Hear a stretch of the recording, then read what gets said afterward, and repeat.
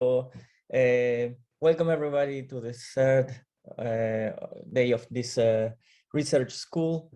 Before we go any further, let me do a couple of announcements. We are having, in a second, I would put a link into the chat of the Zoom call for the slides of the different talks that we have been receiving from the speakers. Speakers have been really good at giving us the slides and their lecture notes. So we have everything that has been spoken on Monday and yesterday is already up. Also, there are the recordings in the official webpage of the event. There are the recordings of the first day and of the talks. The second day, I think it's still in process to being edited, but if you missed some of the talks, you can already go there. And last announcement I want to do is that tomorrow we will have a photo.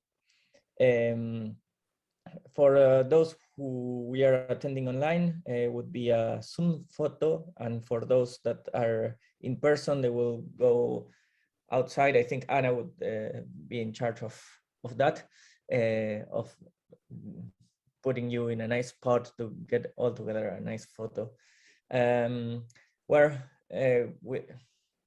All that being said, thank you, David, for giving us your third lecture, and yeah, he will be speaking about silting theory and stability conditions.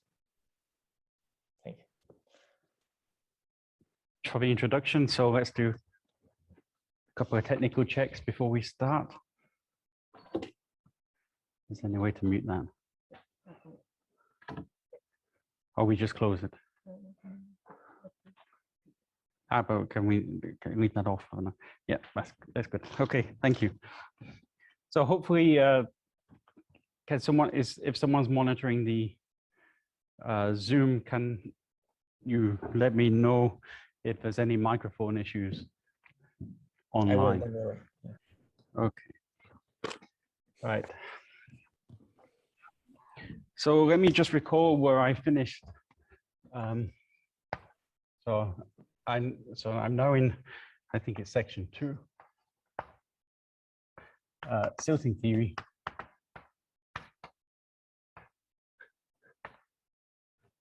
And so I want to recall that last time, so I said that pre-silting subcategory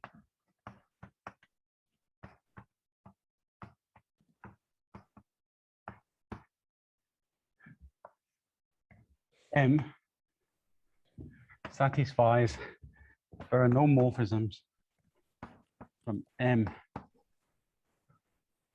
to any positive shift of M. So this condition models the condition that higher X vanish for projectives. So this is the characterization of projectives in an abelian category. So one can think of pre-silting objects as projective-minded objects. And it's silting, M is silting if the derived category or the triangulated category it's in is the smallest subcategory containing M, which is closed under direct summand. So D is figure M, and an object in D is pre-silting if its additive closure is pre-silting. So the use of the categorical language is to avoid just talking about equivalence classes of silting objects.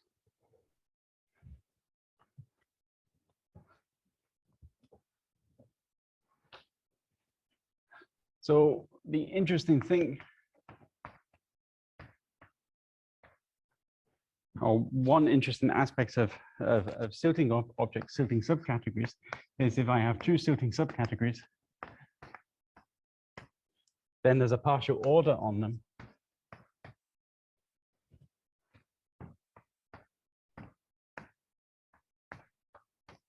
which is defined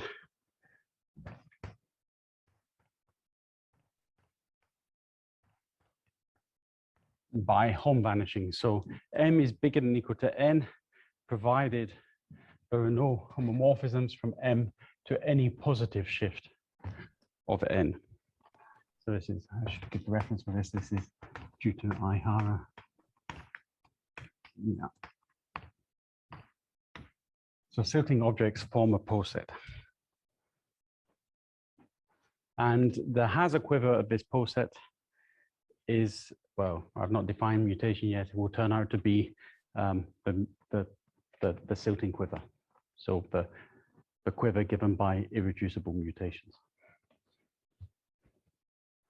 So let me define mutation.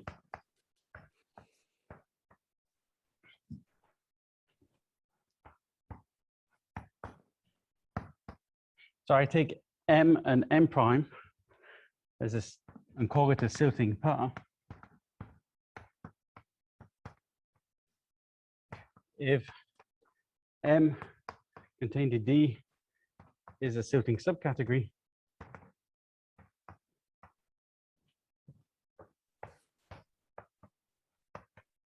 and m prime contained in M is functorially finite,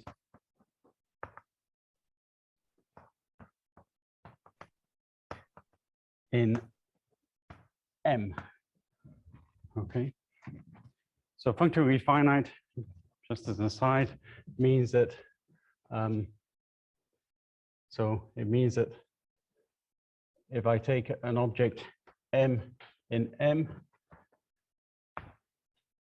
and there's an morphism M prime to M, so this is in M, this is in M prime, so there exists a morphism such that whenever I have another M prime in M prime and a morphism here, the other way around, there's a factorization. So this is contravariantly finite, and there's the dual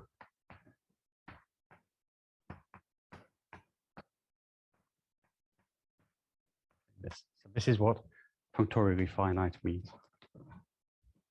Okay, and it's important that it's in M, because this is a much weaker condition than being functorially finite in the whole category. So in general, if my silting subcategories actually come from silting objects, and I'm in a home finite triangulated category, then this has an additive generator, this has an additive generator, and this is a trivial condition, it's always satisfied. So this is a very mild condition. But what this allows you to do is define the mutation. So when you have this functorially finite property,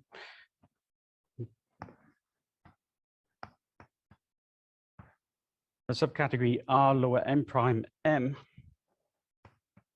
So I'm going to give a categorical formula and then a formula that you're probably more used to.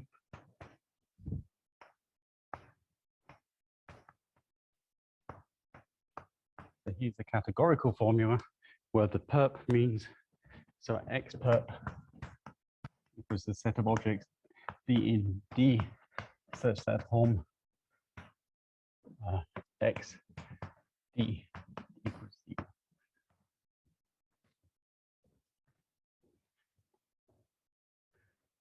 I define R M prime M is this, and what is this? This is a collection of objects, or I should try to say additive subcategory generated by the collection of objects M prime M, where I take a triangle of a form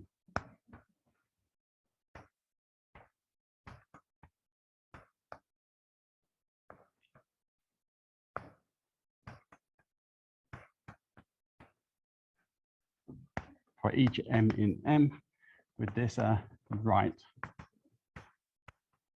M prime.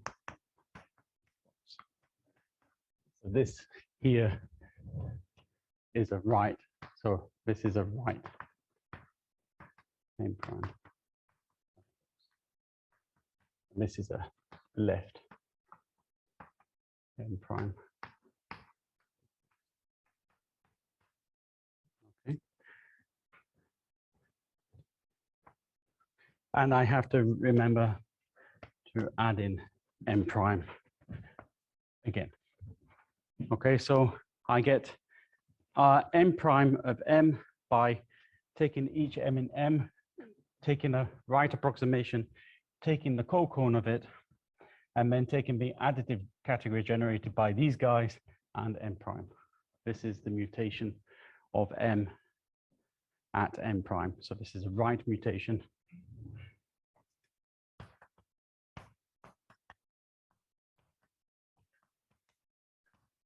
Of m at m prime, and it's again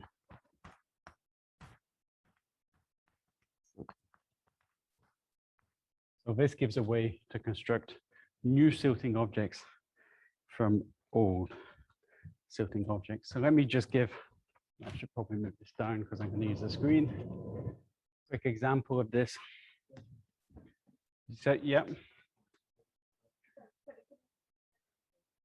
I can repeat the question if that's easier.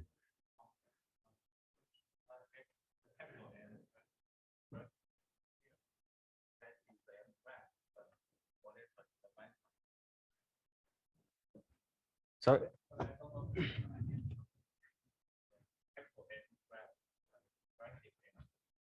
this is just an approximating object in m prime. So it's an right m prime. So this is an object inside m prime, which gives a right m prime approximation of m.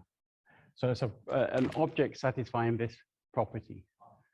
But so it comes to, so it's this morphism here, and it satisfies the property that any other morphism factors from another object in m prime factors through this. Okay, so the question was, what does this notation mean here? Okay. Does that help?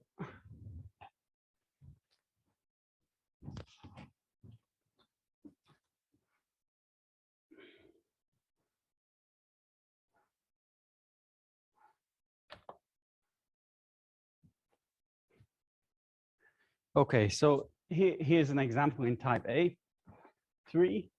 So I'm taking M to be the sum of the projectives, and I'm taking M prime to be the simple projective and the projective 1, 2.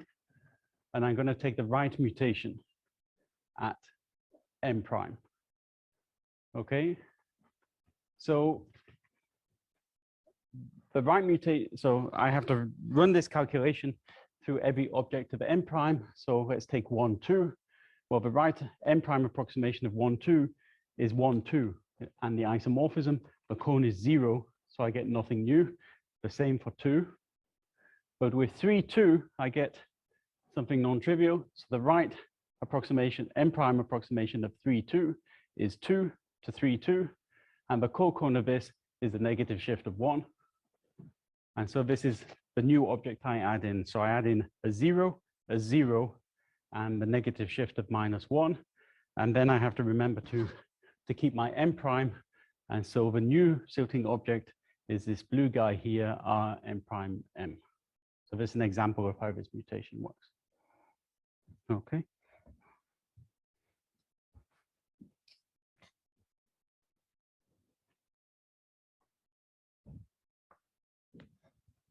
And this should be very familiar to people who've done cluster tilting mutation, because this is exactly the mutation of a cluster tilting object. It's exactly the same formula. So related to this partial order, we have the shift of M is small. Yep.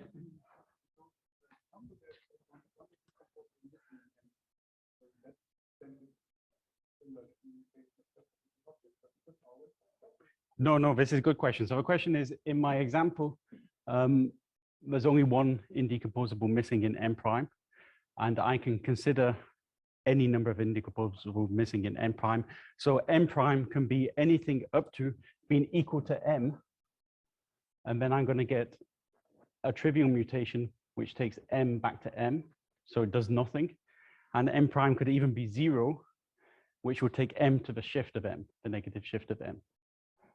And so I can take, so the mutation that Ralph was asked about is the irreducible mutation, where I'm just missing one summand. That's an irreducible mutation, but I don't have to restrict myself to irreducible mutations. I can mutate at any number of summands, or I can remove any number of summands from 0 to the whole object. And we're going to come to this in another example. So this is a really important question.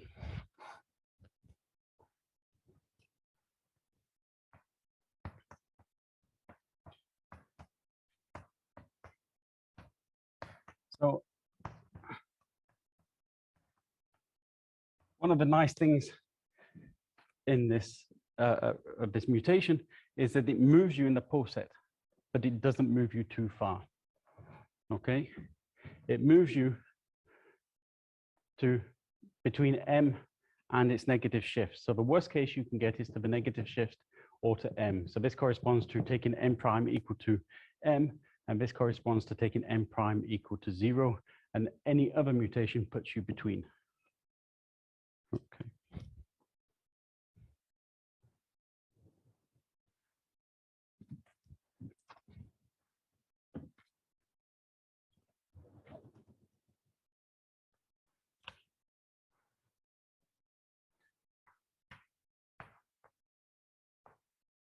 So why am I talking about mutation?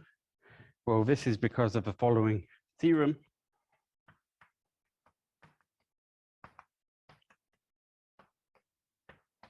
Which is due to Koenig and Yang.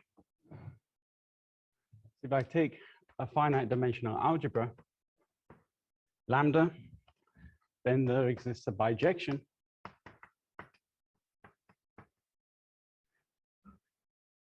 from the Silting subcategories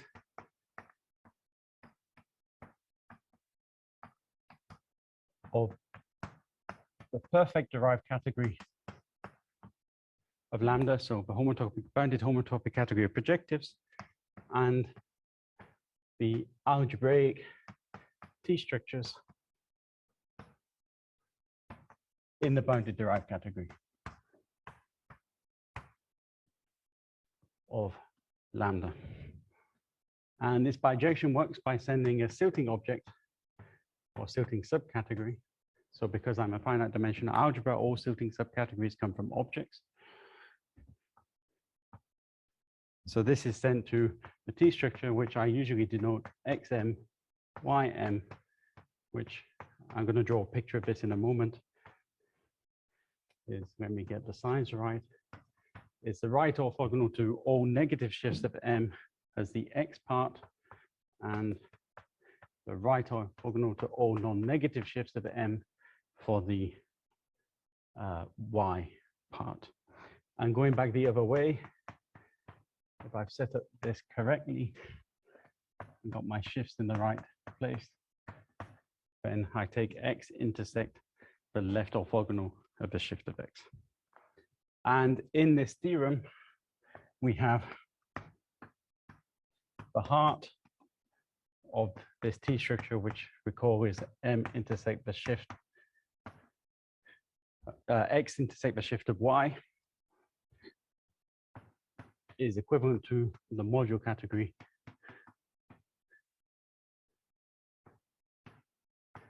of the endomorphism algebra of the Silting object. Okay.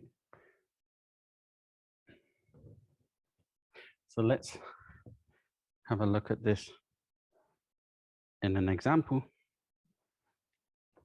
So here's my Silting object M, which is just the projectives in this case. And if I take all the objects which are right orthogonal to negative shifts of the projective, I get everything which is shaded or enclosed in the blue thing on this picture. If I take all the objects which are right orthogonal to non-negative shifts of M, I get everything which is shaded green. And this yellow bit in the middle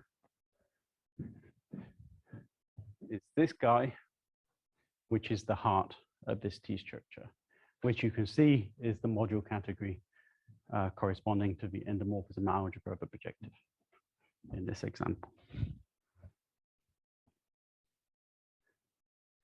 So, moreover, if I have a Silting pair,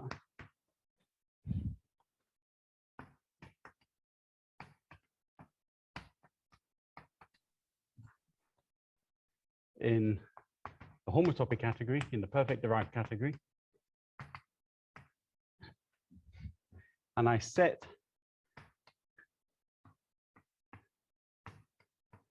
Tm prime to be the set of simples S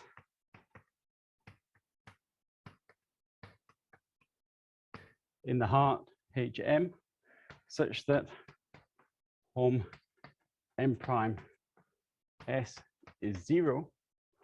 When I take the extension closure of these simples, I get a torsion class of a torsion pair.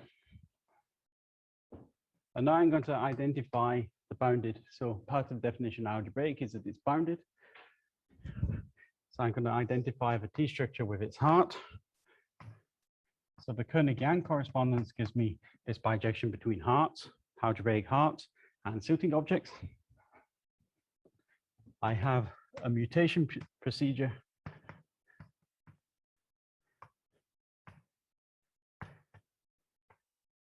which produces a new Silting object from this Silting subobject M prime.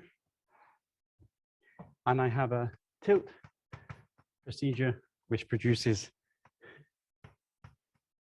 a tilt to torsion pair, so it produces a new heart.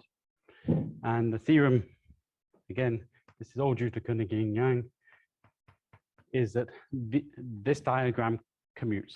So the mutation of Silting objects is compatible with admissible tilting of T structures. Okay. So if you remember, in the stability manifold, we're looking at T structures, and moving around the stability manifold, we wanted to understand tilting. What we've essentially done is move the problem of understanding tilting to understanding mutation, which is something I hope people in this room in particular are more comfortable with. So in this example up here, so I had this M prime, which I had here, this green guy over there. The torsion class corresponding to this is, just remember, so this is M prime here. So this is a simple projective.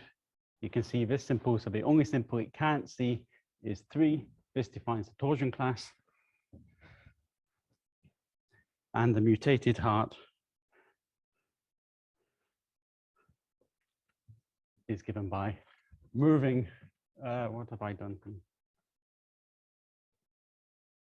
Yeah, no, this is right. So moving this guy, sigma minus 1 over here, and then what has happened to 3? That should have come up there. I made a mistake in this computation, so yeah, that's the mistake in the computation. Thank you. That makes sense now. So I've relabeled it. So this should be sigma minus 3, and I've done a silly flip when I've copied and pasted this throughout. So yeah, so this should be sigma minus 1 of 3. Okay. I'll put that on in the notes and put this as a corrected slide. Okay, so the idea is we move mutation theory, we understand the tilting theory through the mutation theory.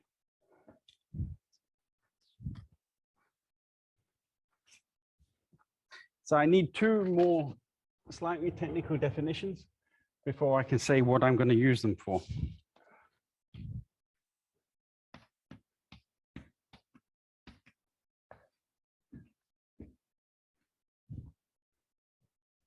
So the M is Silting.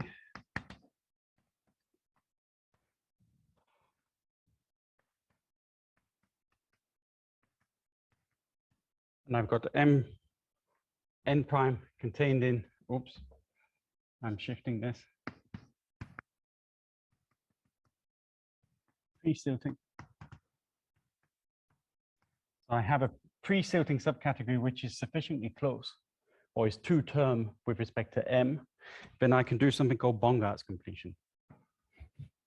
And define BR n prime M is defined to be equal to sigma minus 1 M star n prime intersect sigma minus 1 n prime right orthogonal. And I hope I have my mutation formula here. So I hope you see that Bongart's completion is just a tweak of the mutation formula. So Bongart's completion is a mutation, but not at a subcategory of M. It's sort of some mutation you're not supposed to do. And so again, this is the additive subcategory generated by BRM, where this is given by triangles.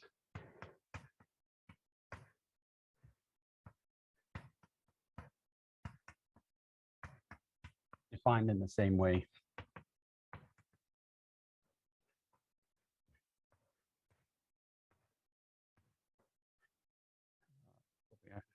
Wrong bracket. Like this. And we have sigma minus 1. M is bigger than or equal to BR n prime M. There's a Bongart's completion corresponding to left mutation as well as right. I'm just giving the right one.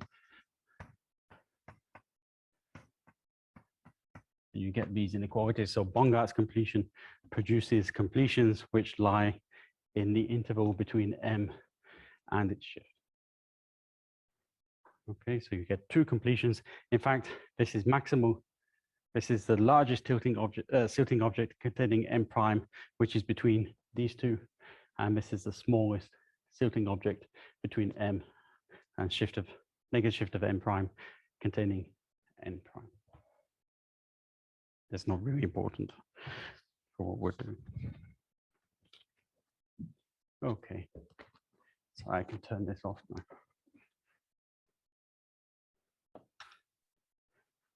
For a moment.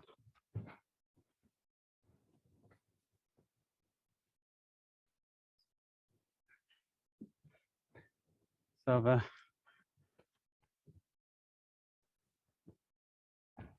second technical definition before I start putting things together, and I think this is due to Ihara, is D is called silting discrete.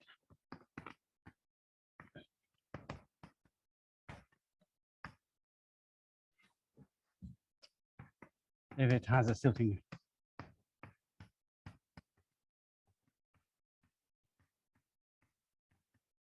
subcategory. So this is just to make sure that it's not an empty condition. And for all M silting, the number of silting objects satisfying or silting subcategories satisfying sitting between M and its negative shift in the pole set is finite. So it's a finiteness condition on the silting pole set. And lambda is silting discrete if KB proj lambda is.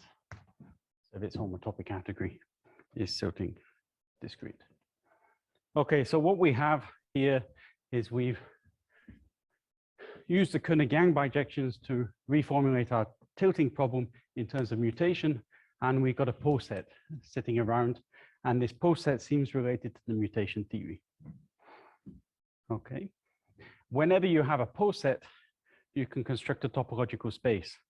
It's order complex. You get the order complex of the pole set gives you a topological space. Okay, so we want to obtain it. So remember, the stability manifold is a topological space.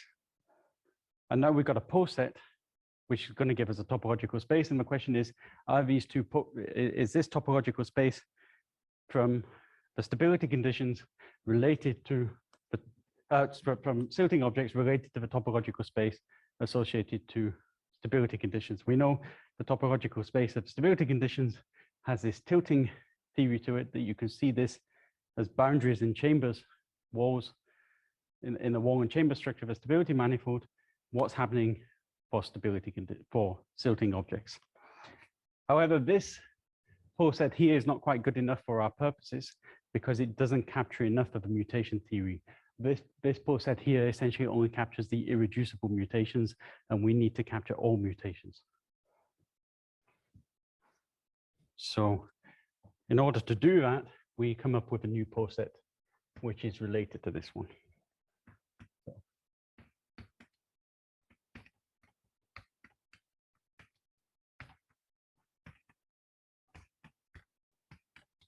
So here's a new post set.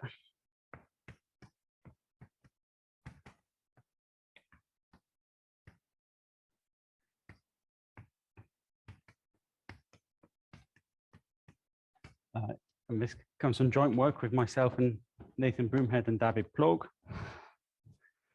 And we say that two silting pairs, so this is the silting pairs post set,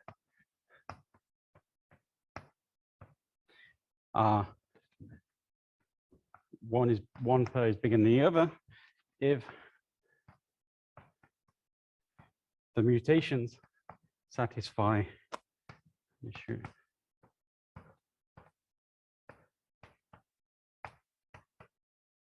this relation. So the mutation, so n is bigger than m, but when it mutates, it doesn't go quite as far as the mutation as m. So the mutation at n prime doesn't go quite as far as the mutation of m prime, m at n prime does in the silting post set. And we define P2D equal to silting pairs m prime with this order relation, with this partial order, with a formal bottom element joint. And silt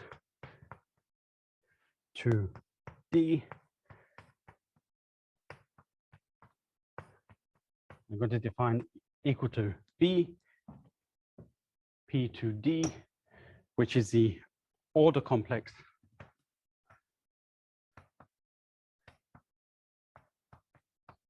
or sometimes called classifying space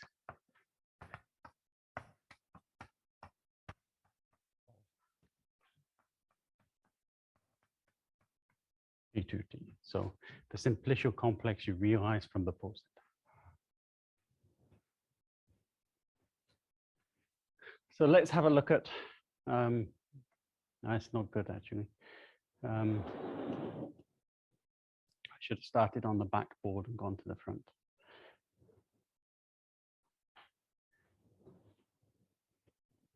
I'll put this back up in a moment.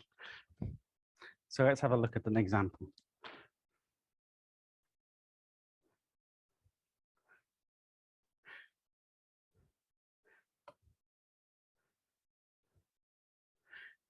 So does this come up? Yep. So I'm going to take the A2 example, where I'm going to call the simple S2S, the simple S1T, and the projective injective P. And here's a little bit of this post set. Yeah, I don't know if it's... So here, so the zero cells of a sort of, so let's have a look at the interval. So the minimum element in one of these intervals is S plus P, S plus P. So this mutation does nothing. And then every edge on this pentagon, including the pentagon itself, represents an element which is, so the interval is between s plus p, and s plus p 0. And the whole of this pentagon, including its 5 vertices and its 5 edges, is an element in this interval. So where I fix s, so in the second part of the pair, this corresponds to a mutation where I fix s, where I so the second part of the pair tells me what I'm fixing. Okay, so the edges here, because it's rank 2, are irreducible mutations, and the face is this bigger mutation, which takes me to the negative shift. Okay, and this is same for all of the faces. Okay, so this mutation s plus p 0 takes me to this object on the right hand side. So every vertex, actually I should say every vertex apart from this one on the right hand side is in this interval. So this is a picture of part of the simplicial the poset and simplicial complex you get from this definition. And actually what you get in type A2 is you get these pentagons sit on a central spine. And if I imagine myself at a point at infinity, so I've got these pentagons sitting on central spine, and in 3 directions, I've got sheets of squirt chambers which look like squares coming off in each direction. So this poset has this very nice form like this. So this is what a silting pair, this is an example of a silting pair's poset. And this is about as much as I can draw, because after this, I need too many dimensions. Okay, so this is a silting pair's poset. Okay. I've lost my notes. Right. So I want to put the definition back up so people can see it.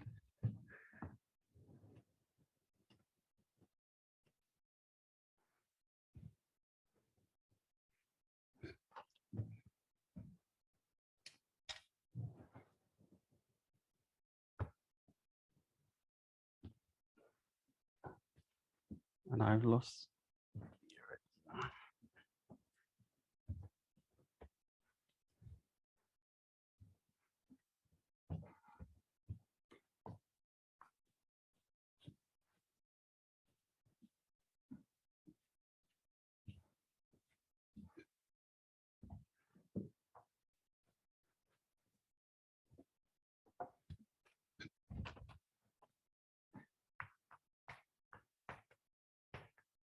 That was example 3.2 on the slide, so it's definition 3.3.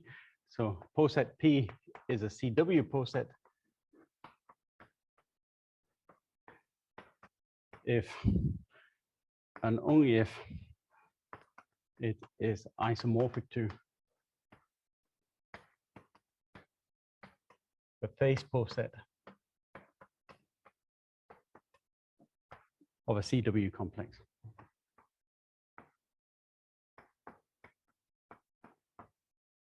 And so it's going to be attractive for us to see. So here we have this simplicial complex, this order complex coming from the poset. If this actually turns out to be a CW complex, it's topologically much nicer. And we can use some powerful topological results to understand it. So I want to actually see that this is a CW complex, not just an arbitrary simplicial complex. So the face poset of a CW of a CW complex is one face is smaller than the other if it is a subface of a face.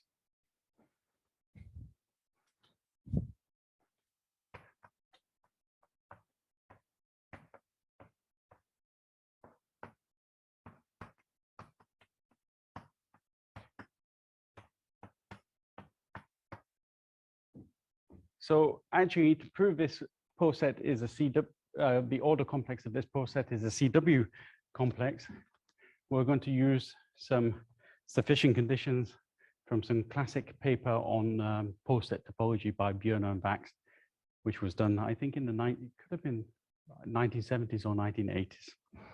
So if P satisfies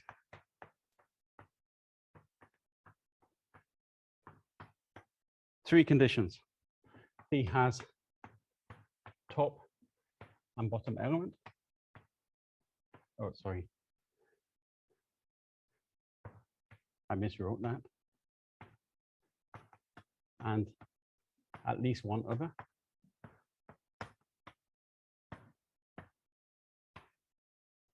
So it has a bottom element and at least one other element. True.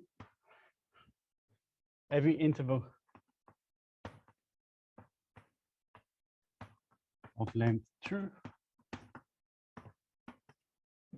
has cardinality 4.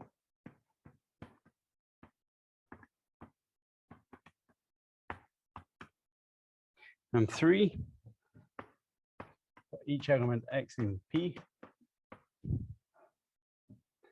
the interval 0 to x, where 0 is the bottom element, is totally semi-modular. Probably should mix.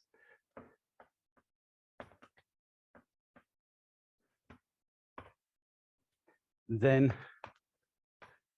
he is a CW poset.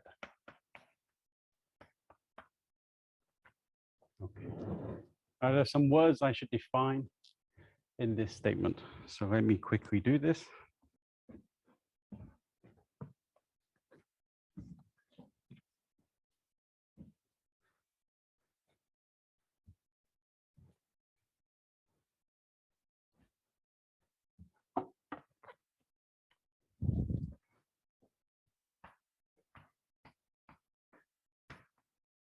So the length of an interval x, y in the poset is just the maximum. It's the maximum number L such that there's a chain x equals, say, z0 less than z1.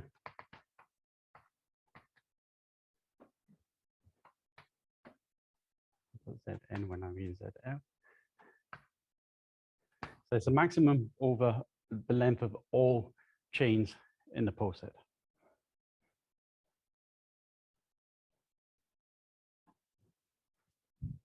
Which could possibly be infinite for a general interval. 0 hat x is totally semi-modular if three things happen. It has a top and bottom element. It's an interval, so this is clear, general. It's finite, so the interval is finite.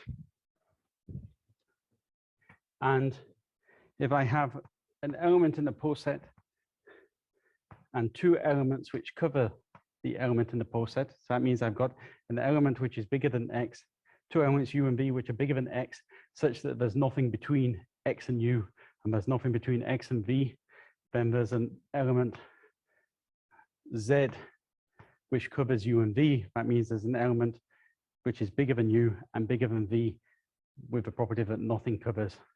There's nothing between u and z and v and z. Okay. So this is what totally semi-modular means. So if you have these three conditions, then your poset is a CW poset.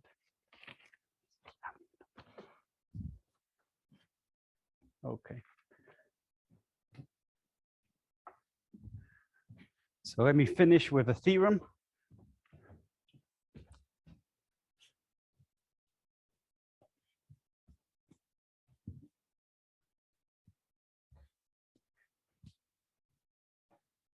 and then say a few remarks on where we're going after this theorem in the last lecture.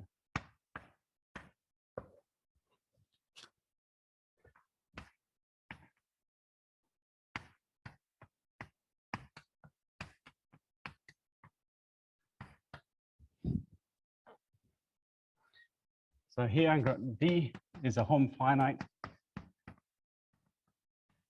Schmidt triangulated category with a Silting object.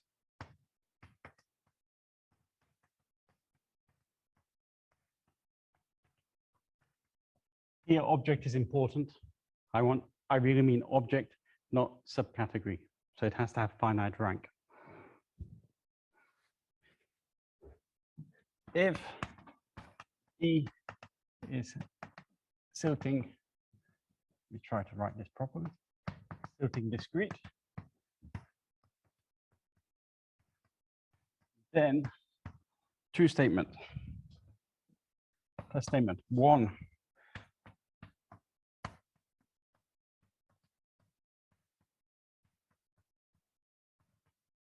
P2D is a CW poset.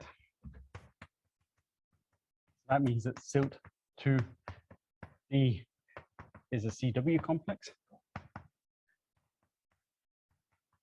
And the second is that the CW complex Silt 2D is contractible.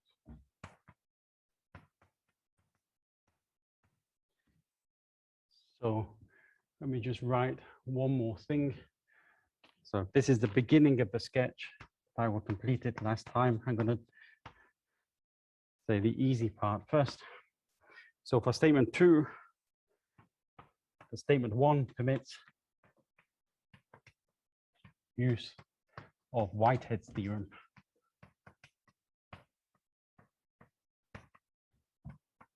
Classical theorem in topology, which says that X CW complex contractible if and only if its homotopy groups are trivial. Okay, so the point of obtaining that we get a CW complex is that it permits us to use Whitehead's theorem. So this is the point of this statement. What I want to do in the next lecture is give a quick sketch of how the Silting theory gives you the CW poset structure, and then explain how one relates the topology of the Silting Peirce poset to the topology of the stability manifold. Okay, I'll stop there for today. Thank you.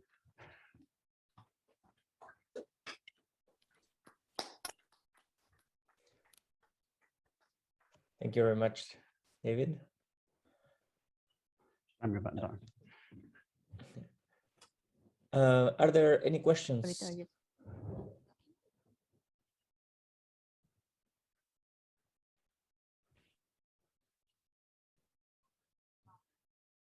Can you hear me? No. It seems like we're having problems. So where was a second? I should probably stand over here.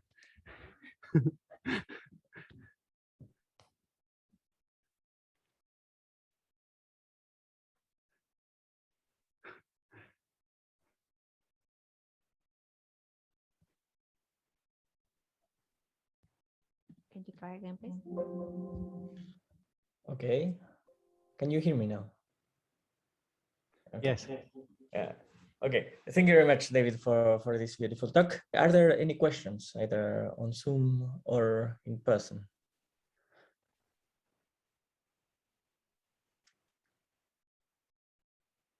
Okay, I don't see any, but I do have a couple of questions, actually. I have one question is with respect to this partial order that you are defining. What happens, so you take one Silting subcategory and you take two different, so you take two different Silting pairs in which the first of the entries coincide. right? And then you can take, for instance, one which is minimal, having n, so n minus one components in the second, n minus one summons in the second component, and one which has n minus two of those n minus one that you have in the first case. How these two pairs relate in this partial order? One of them should correspond to in the resulting CW complex will correspond to a face of the other. So one is a subface of the other. So what you should think about it is the irreducible tilts are the one skeleton, the irreducible mutations are the one skeleton. So these are the edges. Then when you have two, then when you remove two summands from it, you get a two-dimensional face. You remove three summands, you get a three-dimensional face, and all of the ones which have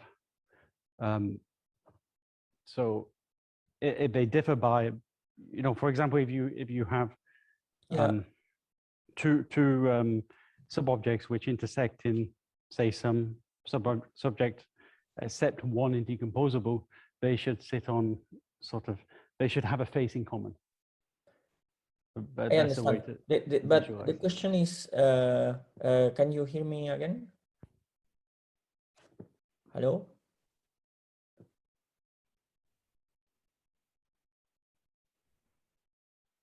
I don't know if you can hear me now. Hello? Oh, okay. So, so the question, I understand this. The question is, in which sense goes the partial order? So, if you have if you have in the second component that you fix n minus one of the summands of the Silting, and you have another which has n minus two, which of these two is bigger? It would be the one that fixes n minus two, right? Because Ihara and Iyama use a different partial order to me, and I always get confused which is bigger and which is not, and I switch my notation to theirs. So let me just double check what I've decided this week. So where is it? So I have got here that I've made the choice that the one which has the smaller subcategory, so the n prime is smaller than the n prime, is bigger in the poset. Right. Okay. But I have to check this because there's different conventions on the partial order, and people use different things, and I can never remember which one is which. But okay, thank you. So the point is that so n prime is telling you where's the partial order.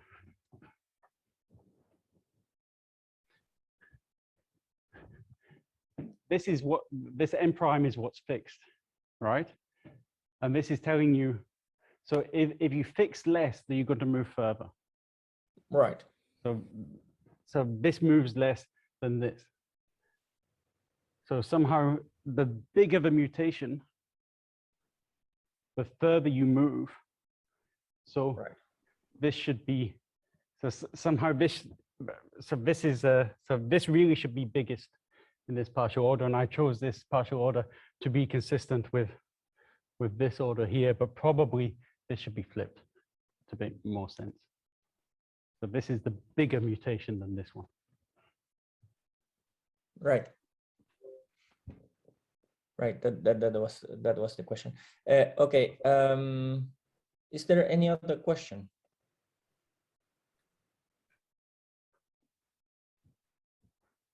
There is not in Zoom, and if there is not the case in person, let's take a 5-minute break, and we'll start at 2 p.m.